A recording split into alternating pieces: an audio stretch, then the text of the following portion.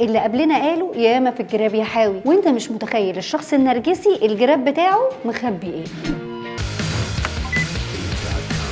كتير مننا تابع مسلسل أزمة منتصف العمر، وفي طبعا اللي حبوا المسلسل جدا وفي اللي اتضايقوا جدا على قيم الأسرة، واللي بجد بقى معرفتش افوته اني لمحت كده شخصية نرجسية، قلت لا تعالى لي بقى نشوف موضوع النرجسية ده ايه. الفنان كريم فهمي او شخصية عمر كان واضح جدا انه شخصية نرجسية. فايه هي الشخصية النرجسية دي؟ فاكر شكل الطاووس؟ فاكره كويس؟ الفرق بقى ما بين الشخصية النرجسية والطاووس ان الطاووس بينفش ريشه عشان يغري الأنثى ويقول لها انا جميل جدا، اما الشخص النرجسي بينفش ريشه عشان يقول للناس على طول انا جميل جدا، تعالوا بصوا عليا وشوفوني. اتشخصت الشخصيه النرجسيه على انه اضطراب بيبقى عند الاشخاص اللي عندها مبالغه في قيمتهم لذاتهم يعني، وعايز طول الوقت اهتمام وتقدير وتطبيل، وقدام كل ده هو ما يعرفش اي حاجه عن مشاعر الشخص اللي قدامه ولا في دماغه اي حد. تولع الكره الارضيه بالكواكب المجاوره، المهم ان انا تمام وباخد التقدير اللي انا عايزه، لكن ورا ماسك انا اجمد واحد في الدنيا، انعدام الثقه بالنفس وهشاشه داخليه. ممكن لو حد انتقده انتقاد بسيط يخليه ما ينامش اسبوع. هو السؤال بقى ايه اللي يوصل شخص للحاله دي؟ الحقيقه ان هم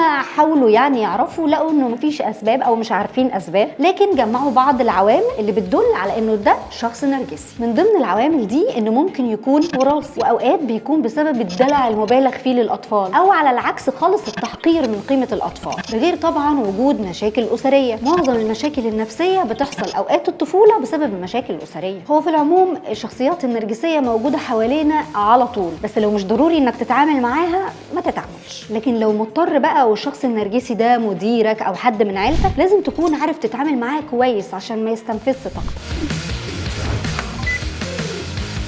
اول حاجه في الدنيا انك لازم تتاكد انه شخصيه نرجسيه، لان الشخص النرجسي حلو قوي في كلامه ولطيف، فممكن قوي وسهل تحبه، لكن جرب كده بقى تنتقده في حاجه او تخالف رايه يعني، وشوف ممكن يعمل ايه. لما تتاكد بقى انه شخصيه نرجسيه هقول لك بالظبط ايه القواعد اللي تحطها علشان تعرف تتعامل معاه. الافكار اللي بتقولها حاول تنسبها للمجموعه، يعني كلنا بنعمل كذا، عشان هو ما ينسبهاش لنفسه. ولما يكون في مشكله او مشاعر معينه عايز تقولها له، حاول ما تكونش عدواني معاه، وخطط كده وحط عشان توصل له المشاعر او المشكله من غير ما تغلطه. الشخص النرجسي بيوعد طول الوقت، ما هو الكلام مش بفلوس، بس انت بقى ما يضحكش عليك ويفضل يوعدك بحاجات ومش هيحققها لمجرد انه ليه مصلحه عندك او عايز منك حاجه. من الاخر ما تركبش الزحليقه وتجري وراه، وتعود تنفذ المطلوب على قد تنفيذ وعوده. واهم واخر حاجه انك ما تخافش من الشخص النرجسي. الشخص النرجسي عنده كلاكيع كتير ومش حاسس بالامان. ويلا يا بط كده اديتك الخلاصه. لو في بقى اي حد من دوايرك، مديرك او حد قريبك نرجسي، انا قلت لك تعرف تتعامل معاه ازاي. ابذل مجهود شويه وما تعديهوش، وتعلم تتعامل معاه. وكل حاجه محتاجه مجهود، لانه ما تنساش ب 20% بس مجهود بتحقق 80% من الاهداف. واشوفكم الحلقه الجايه.